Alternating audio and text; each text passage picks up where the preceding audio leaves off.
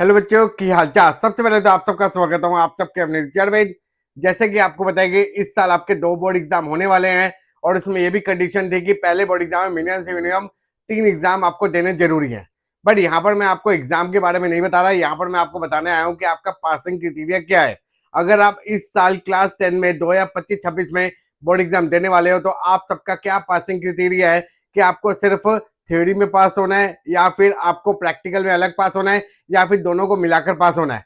और अगर हम बात करें कि अगर आपके 5 सब्जेक्ट है, 6 सब्जेक्ट है या फिर 7 सब्जेक्ट है तो देन आपका पासिंग क्राइटेरिया क्या रूल है। बिकॉज कोई थ्योरी एग्जाम 80 मार्क्स से होता है, कोई आपका 50 नंबर का होता है, कोई आपका प्रैक्टिकल आपका 20 नंबर का है, कोई थ्योरी आपकी 30 नंबर की है, 70 नंबर का प्रैक्टिकल है।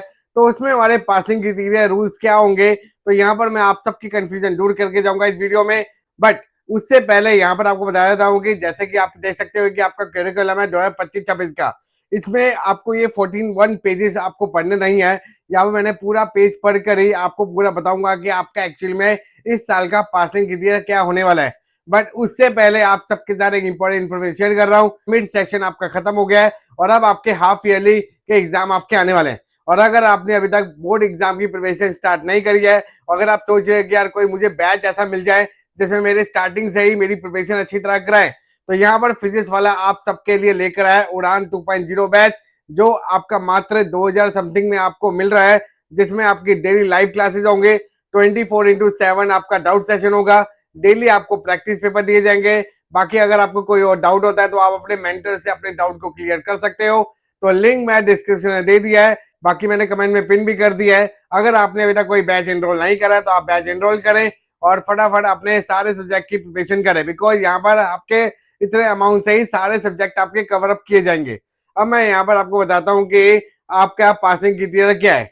अगर आपके 5 सब्जेक्ट है तो देन आपका पासिंग क्राइटेरिया प्रैक्टिकल और थ्योरी को मिलाकर ही आपको पास होना है और 33% मार्क्स लेकर आने हैं। मतलब कि अगर आपका थ्योरी 80 नंबर का है तो और 20 नंबर आपके प्रैक्टिकल है, तो दोनों को मिलाकर आपको सिर्फ 33 नंबर बनाने हैं। फॉर एग्जाम्पल अगर आप प्रैक्टिकल में 20 में से 20 ले आते हो तो देन थ्योरी में आपके सिर्फ 13 नंबर भी अगर आ जाते हैं तो दोनों को मिलाकर आपके 33 बन जाएंगे और आप पास हो जाओगे। मतलब कि सेपरेटली आपको पास नहीं होना। बट अगर आपके 6 सब्जेक्ट या फिर 7 सब्जेक्ट एडिशनल सब्जेक्ट है और अगर उसका सब्जेक्ट का अगर आपका पेपर 50 मार्क्स का या फिर मोर देन 50 मार्क्स का अगर हो रहा है तो देन आपको सेपरेटली पास होना है। मतलब कि थ्योरी में अलग पास होना है और प्रैक्टिकल में अलग पास होना है। ये उन बच्चों के लिए है जिनके एडिशनल सब्जेक्ट का एग्जाम 50 नंबर का होने वाला है या फिर 70 मार्क्स का होने वाला है। बट अगर आपके पास अगर सिर्फ 5 सब्जेक्ट है और उसमें अगर आपका कोई ऐसा सब्जेक्ट नहीं है जिसके 50 नंबर का कोई पेपर नहीं हो रहा तो देन आपको दोनों को मिलाकर पास होना है। और अगर आपका कोई ऐसा सब्जेक्ट है जिसका 50 मार्क्स या 70 मार्क्स की थ्योरी या फिर प्रैक्टिकल है तो देन आपको दोनों को कंबाइन पास नहीं माना जाएगा। आपको थ्योरी में अलग पास होना है और प्रैक्टिकल में अलग पास होना है। अगर आप गूगल पे देखोगे तो वहां पर अभी लिखा रहा है कि दोनों को मिलाकर पास नहीं होना, अलग अलग पास होना है। तो ये आपका फेक है। जैसे कि आप ये आर्टिकल देख सकते हो, आर्टिकल में पूरा लिखा गया है कि आपको दोनों को मिलाकर 10th क्लास वालों के लिए बनाए गए हैं। अगर आप क्लास 12 के स्टूडेंट्स हो तो आपका सेपरेट ही रूल है, थ्योरी में अलग पास होना है और प्रैक्टिकल में अलग पास होना है। तो आज मैंने यहाँ पर आपको पासिंग की क्राइटेरिया बता दिया है। बाकी अगर आपको डाउट है कि मैं पास और फेल रूल क्या होता है, अगर मेरे पास 5 सब्जेक्ट है या 6 सब्जेक्ट है या 7 सब्जेक्ट है तो मेरे कौन से सब्जेक्ट के मार्क्स काउंट किए जाएंगे और कौन से नहीं किए जाएंगे, तो अगर आपको ये वीडियो चाहिए तो आप हमें कमेंट सेक्शन में लिखें, तो देन आपके लिए हम ये भी वीडियो लेकर आएंगे।